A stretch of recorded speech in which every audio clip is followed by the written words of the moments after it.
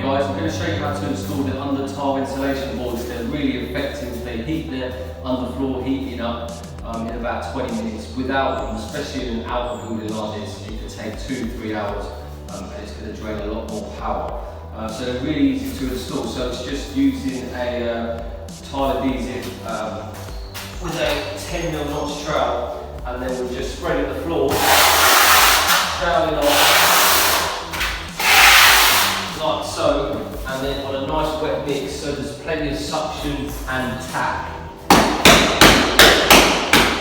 Tap it down so it makes full contact.